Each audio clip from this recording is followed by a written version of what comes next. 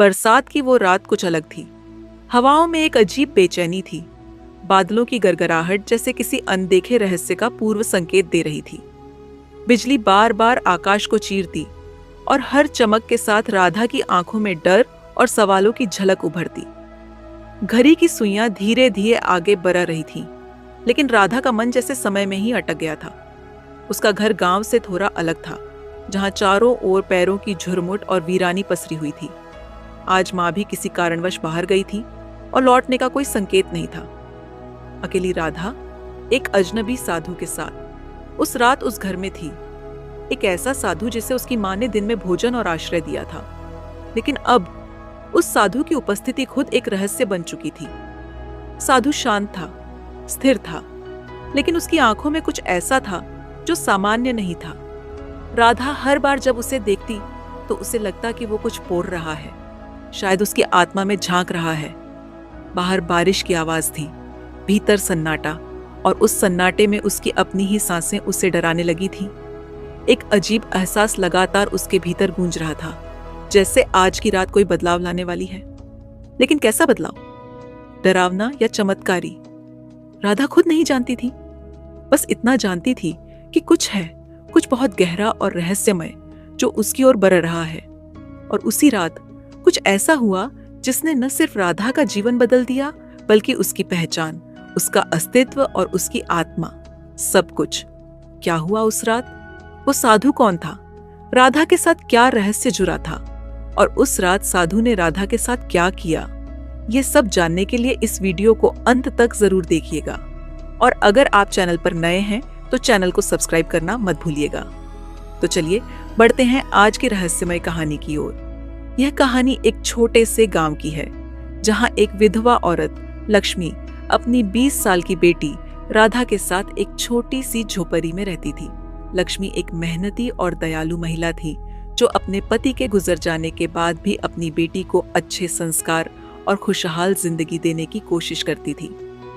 राधा एक सुंदर और मासूम लड़की थी। उसकी आंखों में चमक थी जैसे साफ पानी की धारा, और चेहरे पर हमेशा एक कोमल मुस्कान रहती थी। दोनों माँ बेटी अपनी सादगी भरी जिंदगी में खुश थे। हालांकि उनके पास ज्यादा साधन नहीं थे। उनकी झोपड़ी गांव के बाहर एक शांत जगह पर थी, जहां चारों तरफ पैर और खेत थे। एक दिन शाम का समय था। आसमान में काले बादल छा गए थे और तेज हवाएं चल रही थीं। बारिश की बूंदें धीरे धीरे गिरने लगी थीं। लक्ष्मी और राधा अपनी झोपड़ी में रात का खाना बना रहे थे। तभी बाहर से किसी के आने की आवाज आई। लक्ष्मी ने दरवाजा खोला तो देखा कि एक साधु खड़ा था। उसका नाम था बाबा विश्वनाथ। वह एक बूढ़े इंसान थे, जिनके लंबे सफेद बाल और दाढ़ी थी। उनके शरीर पर भगवा वस्त्र थे, जो बारिश में भीग गए थे। बाबा विश्वनाथ ने धीमी और शांत आवाज में कहा, माँ, बाहर बहुत तेज बारिश हो रही है। मेरा शरीर भीग गया है। क्या मुझे एक रात के लिए तुम्हारी झोपड़ी में शरण मिल सकती है? लक्ष्मी ने एक पल के लिए सोचा। उसका मन कह रहा था कि यह साधु अनजान है, लेकिन उसकी दयालुता ने उसे रोक लिया। उसने कहा, बाबा, हमारा घर छोटा है, लेकिन रात के लिए जगह है। अंदर आ जाइए। साधु ने सिर झुकाकर धन्यवाद दिया और झोपड़ी के एक कोने में चुपचाप बैठ गया। लक्ष्मी ने उसे खाना दिया, जो उसने बड़े आदर से खाया। राधा थोड़ी दूर बैठी थी और साधु को देख रही थी। उसे थोड़ा अजीब लग रहा था कि एक अनजान साधु उनके घर में है, लेकिन वह चुप रही। खाना खाने के बाद अचानक दरवाजे पर जोर से दस्तक हुई। लक्ष्मी ने दरवाजा खोला तो देखा कि उसकी पड़ोसन थी। वह घबराई हुई थी और बोली, लक्ष्मी, तेरी बहन की तबीयत बहुत खराब हो गई है। उसे अभी तेरी जरूरत है, जल्दी चल। लक्ष्मी परेशान हो गई। उसने साधु की तरफ देखा, फिर राधा की ओर। उसे समझ नहीं आ रहा था कि वह क्या करे, लेकिन बहन की हालत के बारे में सुनकर वह रुक नहीं सकी। उसने राधा से कहा, बेटी, मुझे अपनी बहन के पास जाना पड़ेगा। तू दरवाजा अंदर से बंद कर लेना और सावधान रहना। मैं जल्दी लौट आऊंगी। राधा ने डरते हुए सिर हिलाया। लक्ष्मी ने अपनी ओढ़नी कसकर बांधी और बारिश में निकल गई। अब झोपड़ी में सिर्फ 2 लोग थे, 20 साल की राधा और वह अनजान साधु बाबा विश्वनाथ। बाहर बारिश तेज हो रही थी, हवाएं जोर जोर से चल रही थीं और बिजली चमक रही थी। राधा ने धीरे से दरवाजा बंद किया और एक कोने में बैठ गई। उसका मन बेचैन था। उसे साधु से डर लग रहा था, लेकिन वह कुछ बोल नहीं पा रही थी। बाबा विश्वनाथ एक कोने में बैठे थे। उनकी नजरें बार बार राधा पर पड़ रही थीं। वह उसे गहरी नजरों से देख रहे थे, जैसे कुछ ढूंढ रहे हों। थोड़ी देर बाद साधु ने धीरे से कहा, राधा, तेरा शरीर बहुत खास है। तेरी आंखों में चमक, तेरी त्वचा की कोमलता, यह सब एक दिव्य शक्ति का संकेत है। राधा की सांसें तेज हो गईं। उसे समझ नहीं आ रहा था कि साधु क्या कहना चाहता है। उसने घबराते हुए पूछा, महाराज, आप क्या कह रहे हैं? साधु ने मुस्कुराते हुए कहा, तेरे भीतर एक शक्ति छुपी है जो अभी सो रही है। मैं उसे जगा सकता हूं। राधा और घबरा गई। उसने कहा, शक्ति? वह क्या है? आप मेरे साथ क्या करना चाहते हैं? साधु ने शांत स्वर में कहा, डर मत बेटी, मैं तेरी पीठ देखना चाहता हूं। मुझे लगता है कि वहां कोई निशान है जो तेरे पिछले जन्म से जुड़ा है। राधा डर के मारे कांपने लगी। मन कह रहा था कि यह साधु झूठ बोल रहा है और कोई बहाना बना रहा है। वह पीछे हटी और सोचने लगी, मां बाहर गई हैं, मैं अकेली हूं। अगर यह साधु मेरे साथ कुछ गलत करे तो मैं क्या करूंगी? उसने डरते हुए पूछा, मेरी पीठ में क्या है?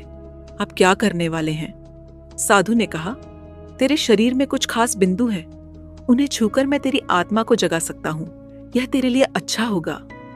इतना सुनकर राधा और डर गई। वह भागना चाहती थी, लेकिन बाहर तेज बारिश और बिजली की गड़गड़ाहट ने उसे रोक दिया। वह दरवाजे तक गई, लेकिन बारिश की बौछारों ने उसे वापस अंदर आने पर मजबूर कर दिया। साधु अब भी शांत खड़ा था। उसने कहा, डरने की जरूरत नहीं है, यह तेरे भाग्य का हिस्सा है। साधु धीरे धीरे राधा के पास आया। उसने राधा के कंधे पर हाथ रखा और उसका घूंघट हटा दिया। राधा के शरीर में सिहरन द्वार गई। उसे लगा जैसे कोई ठंडी हवा उसके शरीर को छू रही हो। साधु की आंखें उसकी पीठ पर टिकी थीं। उसकी सांसें भारी थीं और चेहरे पर एक अजीब मुस्कान थी। राधा को डर लग रहा था कि साधु के मन में कुछ गलत इरादे हैं। उसने कांपती आवाज में कहा, महाराज, आप ये क्या कर रहे हैं? साधु ने कहा, राधा, आत्मा को जगाने के लिए शरीर के कुछ खास बिंदुओं को छूना पड़ता है। यह तेरे भीतर की शक्ति को बाहर लाएगा। राधा का दिल जोर जोर से धड़क रहा था। उसे साधु की बातें समझ नहीं आ रही थीं। वह सोच रही थी कि यह साधु सच बोल रहा है या उसके साथ कुछ गलत करने की कोशिश कर रहा है। साधु ने फिर कहा, यह शरीर एक मंदिर है। इस मंदिर के दरवाजे खोलने पड़ते हैं। राधा और घबरा गई। वह पीछे हटना चाहती थी, लेकिन उसके पैर जैसे जमीन से चिपक गए थे। साधु ने धीरे से अपनी हथेली राधा के माथे पर रखी। फिर उसने दूसरा हाथ उसके कंधे पर रखा और कुछ मंत्र पढ़ने लगा। राधा को अचानक लगा जैसे उसके शरीर में एक कंपन हो रहा हो। उसकी आंखें बंद हो गईं और उसे ऐसा लगा जैसे वह किसी दूसरी दुनिया में चली गई हो। उसका डर कम होने लगा और एक अजीब शांति उसके मन में छाने लगी। तभी झोपड़ी का दरवाजा खुला। लक्ष्मी वापस आ गई थी। उसने देखा कि साधु के हाथ राधा के कंधे पर हैं। वह गुस्से से चीख पड़ी, ये क्या कर रहे हो मेरी बेटी के साथ? मैंने तुम्हें शरण दी और तुम उसका फायदा उठा रहे हो। साधु शांत रहा। उसने कहा, मां, मैंने कुछ गलत नहीं किया। मैं उसकी आत्मा को जगा रहा था। लक्ष्मी गुस्से में थी, लेकिन राधा ने आंखें खोली और कहा, मां, जो तू सोच रही है वैसा कुछ नहीं हुआ। बाबा ने मुझे मेरे भीतर की शक्ति दिखाई। साधु ने कहा, तेरी बेटी की पीठ पर एक निशान है। यह पिछले जन्म का संकेत है। वह एक साध्वी थी और अब योगिनी बनने की राह पर है। लक्ष्मी ने राधा की पीठ देखी तो सचमुच एक छोटा सा निशान था जो उसने पहले कभी नहीं देखा था। लक्ष्मी को अपनी गलती का एहसास हुआ। उसने साधु से माफी मांगी। साधु ने कहा, मुझे कोई गुस्सा नहीं है। मैंने सिर्फ वही किया जो राधा के भाग्य में लिखा था। उस रात के बाद राधा बदल गई। उसकी आंखों में एक नई चमक थी। वह साधु के साथ कुछ दिन रही और उससे आध्यात्मिक ज्ञान सीखा। धीरे धीरे वह एक योगिनी बन गई और गांव में उसकी बातें फैलने लगी। लोग उसे सम्मान देने लगे। इस तरह एक अंधेरी रात ने राधा की जिंदगी बदल दी। लक्ष्मी को अपनी बेटी पर गर्व हुआ और बाबा विश्वनाथ उस रात के बाद गांव से चले गए, लेकिन उनकी दी हुई सीख राधा के साथ हमेशा रही। यह कहानी यह सिखाती है कि कभी कभी जो डरावना लगता है वह हमारे लिए एक नई राह खोल सकता है। तो दोस्तों, इस वीडियो में बस इतना ही। आशा करते हैं कि आपने इस वीडियो से बहुत कुछ सीखा होगा। मिलते हैं एक नई वीडियो के साथ। तब तक के लिए अपना ख्याल रखिएगा।